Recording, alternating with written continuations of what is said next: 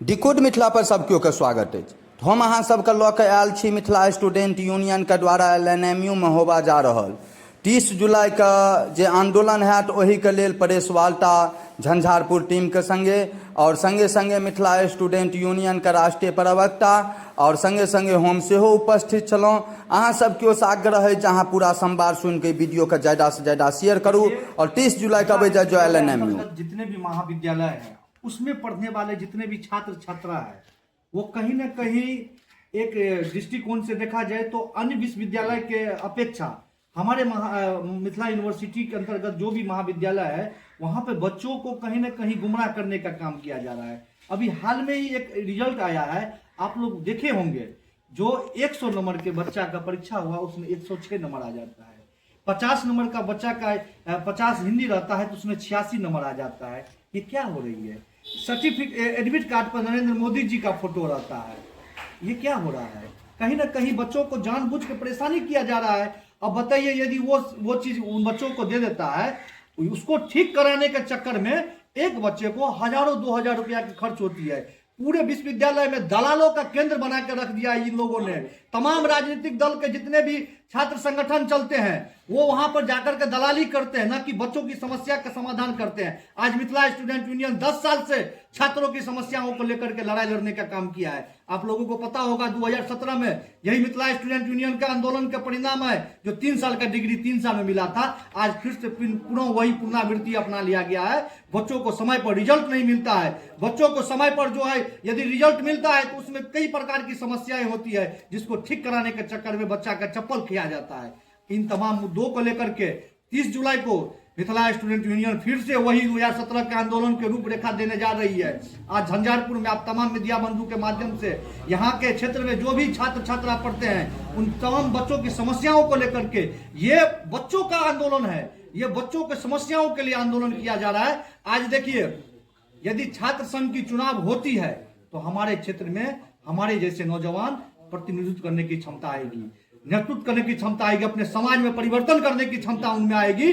लेकिन जानबूझ के ये विश्वविद्यालय प्रशासन और यहाँ का स्थानीय जो भी विधायक सांसद है वो लोग चाहते नहीं है जो मिथिला क्षेत्र के बच्चा नेतृत्व करने की क्षमता है। आज पटना विश्वविद्यालय देख लीजिए, अन्य विश्वविद्यालय में देखिए, प्रत्येक साल वहां पर छात्र संघ की चुनाव होती है और एक पर एक नौजवान छात्र छात्रा नेतृत्व करने की क्षमता बढ़ती है। वो अपने अपने समाज में जाकर के प्रतिनिधित्व करते हैं, समाज में परिवर्तन करते हैं। लेकिन यहाँ पर जानबूझ के हमारे मिथिला क्षेत्र के नौजवानों को, वहां के छात्र छात्राओं को राजनीतिक में नहीं आने देते हैं, नेता नहीं बनने देना चाहते हैं। अभी हम लोग का आंदोलन का डेट घोषणा हुआ, विश्वविद्यालय प्रशासन ने एक नोटिस जारी किया है। उन्होंने क्या बताया है?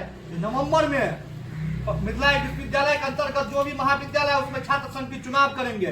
बताइए, पूरे बिहार को मालूम है नवंबर में विधानसभा की चुनाव होने वाली है। पूरे बिहार में आचार संहिता का लागू रहेगा। आप किस हिसाब से आप नवंबर का घोषणा की है? इसका मतलब है आचार संहिता में आप बच्चों को गुमराह करने का काम करवा रहे हैं। आचार संहिता में यदि छात्र संघ की चुनाव होती है, कैसी माहौल होती है? हल्ला उगला होगा। आप जानबूझ के बच्चों को FIR करवाना चाहते हैं।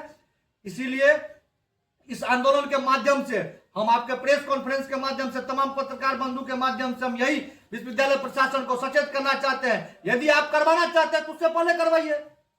आप जानबूझ के कहा उस समय में ले जा रहे हैं जिस समय में विधानसभा की चुनाव रहेगी, उस समय फिर आपको एक एजेंडा मिल जाएगा जो या छात्र संघ का चुनाव अब कैंसिल किया जाता है विधानसभा का चुनाव को देखते हुए। अभी हम लोगों का आंदोलन के दबाव पे, अभी जिस हिसाब से हम लोग का घोषणा हुआ है, हम लोग का तैयारी के रूपरेखा को देख करके विश्वविद्यालय प्रशासन ने आनंद फानंद में एक चिट्ठी निकाला है जिसमें उन्होंने ये दर्शाया है कि नवंबर में हम छात्र संघ का चुनाव, क्योंकि मेरा पहला मुद्दा है जो विश्वविद्यालय में छात्र संघ की चुनाव हो। देखिए, मेरा 15 सूत्री मांग है। 15 सूत्री, आप ये बताइए, क्या यहां से झंझारपुर के क्षेत्र के बच्चा यदि दरभंगा पढ़ने जाते हैं, यहां से 50 से 60 किलोमीटर की दूरी है, वहां पर CM science college, CM art college, यदि कोई कॉलेज में यदि बच्चा पढ़ते हैं, उनको डेली आने जाने में कितना रुपया खर्चा होता होगा? यदि वहां पर बच्चा रूम रेंट लेकर के यदि पढ़ता है तो समझ सकते हैं कितना खर्चा होता होगा। हमारे ग्रामीण क्षेत्र है, हम लोग हमेशा बाढ़ और सुखाड़ से प्रभावित रहते हैं, पैसा का आमदनी का स्रोत नहीं है।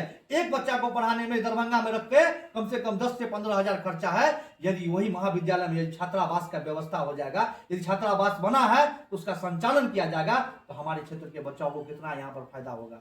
इन तमाम मुद्दों को लेकर के हम 30 जुलाई को आपके चैनल के माध्यम से फिर पुनः वही अपील करते हैं, जो ये आंदोलन इस क्षेत्र के झंझारपुर के क्षेत्र के बच्चों के लिए लड़ाई लड़ा जा रहा है।